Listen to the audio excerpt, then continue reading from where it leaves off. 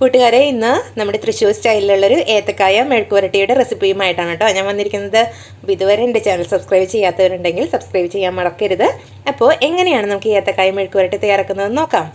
നമ്മളിന്ന് ഈ 2 ഏത്തക്കായ വെച്ചിട്ടുള്ള മെഴുക്കുവരട്ടിയാണ് തയ്യാറാക്കാൻ പോകുന്നത്.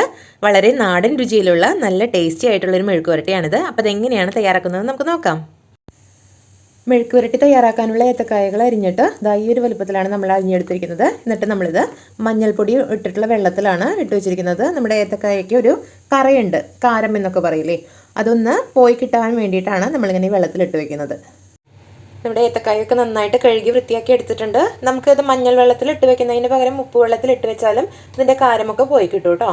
അപ്പോൾ അതിന് ശേഷം നന്നായിട്ട് കഴുകി വൃത്തിയാക്കി എടുത്തതാണ്. ഇതൊരു പാത്രത്തിലേക്ക് എടുത്തിട്ടുണ്ട്. അതിന് ശേഷം അതിലേക്ക് ആവശ്യമായ വെള്ളം ഒഴിച്ചു കൊടുത്തു. പാകത്തിന് ഉപ്പ് കൂടി ചേർത്ത് കൊടുത്തതിന് ശേഷം നമുക്കിത് നന്നായിട്ടൊന്ന് വേവിച്ചെടുക്കണം. കായ വേവിച്ചെടുത്തതിന് ശേഷം വേണം നമുക്കിത് മെഴുക്കുവരട്ടി തയ്യാറാക്കാൻ. ഞാനിപ്പോൾ ഇതൊരു പാത്രത്തിലിട്ടിട്ടാണ് വേവിച്ചെടുക്കുന്നത്. ഇതിന് പകരമായിട്ട് നമുക്ക് കുക്കറിൽ വേണമെങ്കിലും വേവിച്ചെടുക്കാവുന്നതാണ്. കുക്കറിൽ വേവിക്കുകയാണെങ്കിൽ ഒരു വിസിൽ വരുന്നതിന് തൊട്ട് മുൻപായിട്ട് നമുക്ക് ഗ്യാസ് ഓഫ് ചെയ്യാം.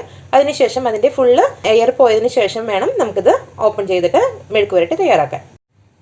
നമ്മുടെ കായ വെന്ത് വരുന്ന സമയം കൊണ്ട് നമുക്കിതിലേക്ക് ആവശ്യമായിട്ടുള്ള കുറച്ചധികം തന്നെ ഉള്ളിയും വെളുത്തുള്ളിയും നന്നാക്കി എടുത്തിട്ടുണ്ട്. മെഴുക്കുവരട്ടിക്ക് ഏറ്റവും രുചി നൽകുന്നത് ഈ ഉള്ളിയും വെളുത്തുള്ളിയുമാണ് കേട്ടോ. ഞാനിവിടെ ഉള്ളിയും വെളുത്തുള്ളിയും മിക്സിയുടെ ജാറിലേക്ക് ഇട്ടിട്ട് ഒന്ന് പൾസ് ചെയ്തെടുക്കുന്നുണ്ട്. ഒരുപാട് അരഞ്ഞു പോവരുത്, അപ്പോൾ ഇതിൻ്റെ ടേസ്റ്റ് മാറിപ്പോവും. മിക്സിയുടെ ജാറിലല്ലാതെ ഇതൊന്ന് ഇടികല്ലിലിട്ടിട്ട് ചതച്ചെടുത്താലും നല്ലതാണ്. അരിഞ്ഞെടുക്കുന്നതിനേക്കാളും നല്ലത് ഇതെപ്പോഴും ചതച്ചെടുക്കുന്നതാണ്. നമ്മൾ വേവിക്കാൻ വെച്ച കായൊക്കെ നന്നായിട്ട് വെന്ത് വന്നിട്ടുണ്ട് കേട്ടോ. ഇനി അതേ സമയത്ത് തന്നെ നമുക്കൊരു കടായി അടുപ്പത്തേക്ക് വെച്ച് കൊടുക്കാം. കടായി ചൂടായി വന്ന സമയത്ത് നമുക്കതിലേക്ക് ആവശ്യത്തിനുള്ള വെളിച്ചെണ്ണ ചേർത്ത് കൊടുക്കാം. വെളിച്ചെണ്ണ ഒന്ന് ചൂടായി വരുന്ന സമയത്ത് നമുക്ക് ഇതിലേക്ക് ചതച്ച് വെച്ചിരിക്കുന്ന ഉള്ളിയും അതുപോലെ തന്നെ വെളുത്തുള്ളിയും ചേർത്ത് കൊടുക്കാം. നമ്മൾ ചതച്ച് വെച്ചിരിക്കുന്ന ഉള്ളിയും അതുപോലെ തന്നെ വെളുത്തുള്ളിയും നന്നായിട്ട് ഇതൊന്ന് വെളിച്ചെണ്ണയിലൊന്ന് വാടി വരണം. ഇതൊന്ന് ഏകദേശം പകുതി വാടി വരുന്ന സമയത്ത് നമുക്കിതിലേക്ക് ആവശ്യമായിട്ടുള്ള കറിവേപ്പില ചേർത്ത് കൊടുക്കാം. അതോടൊപ്പം തന്നെ ചതച്ച മുളകാണ് ചേർത്ത് കൊടുക്കുന്നത്. 2 സ്പൂൺ നിറയെ ചതച്ച മുളക് ഇതിലേക്ക് ചേർത്ത് കൊടുക്കുന്നുണ്ട്.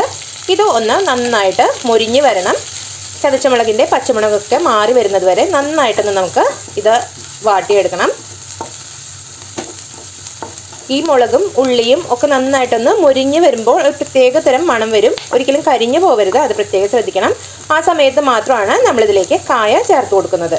ഇതൊന്നും മൊരിഞ്ഞ് വരണം. അപ്പോൾ ഇതിൻ്റെ നിറമൊന്നും മാറും, കരിയാൻ പാടില്ല, പ്രത്യേകം ശ്രദ്ധിക്കണം കേട്ടോ. ഇപ്പോൾ നമ്മുടെ ഉള്ളിയും അതുപോലെ തന്നെ മുളകും ഒക്കെ നന്നായിട്ട് മൊരിഞ്ഞ് വന്നിട്ടുണ്ട്. ഇതാണ് കറക്റ്റ് ടൈം. ഈ സമയത്ത് നമുക്കിതിലേക്ക് വേവിച്ച് വെച്ചിരിക്കുന്ന കായ ചേർത്ത് നന്നായിട്ട് ഇതിനൊന്ന് മിക്സ് ചെയ്തെടുക്കാം.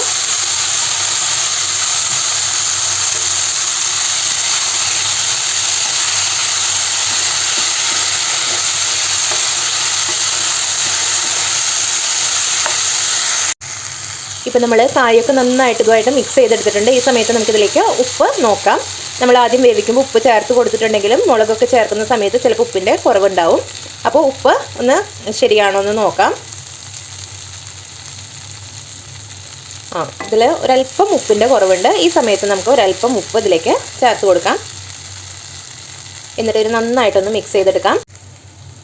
നമ്മൾ ഉപ്പ് കൂടി ചേർത്തിട്ട് നന്നായിട്ടൊന്ന് മിക്സ് ചെയ്തെടുത്തിട്ടുണ്ട്. ഇപ്പോൾ നമ്മുടെ കായ മെഴുക്കുവരട്ടി ഇവിടെ തയ്യാറായിട്ടുണ്ട്. ഇത്രയേ ഉള്ളൂ, വളരെ എളുപ്പത്തിൽ തയ്യാറാക്കാൻ പറ്റുന്ന ഒന്നാണ്. അതേസമയം തന്നെ വളരെ രുചികരവുമാണ്. ഞങ്ങൾ തൃശ്ശൂർക്കാരൊക്കെ ഇങ്ങനെയാണ് കേട്ടോ മെഴുക്കുവരട്ടി ഉണ്ടാക്കുന്നത്. നല്ല ടേസ്റ്റാണ്. അപ്പോൾ ഇങ്ങനെ ഒന്ന് ട്രൈ ചെയ്യാത്തവരുണ്ടെങ്കിൽ ട്രൈ ചെയ്ത് നോക്കണം. നിങ്ങളുടെ അഭിപ്രായങ്ങൾ അറിയിക്കണം. അപ്പോൾ ഇതുപോലുള്ള ഈസി റെസിപ്പികളുമായിട്ട് അടുത്ത വീഡിയോയിലൂടെ നമുക്ക് വീണ്ടും കാണാം. അതുവരേക്കും ബൈ ബൈ.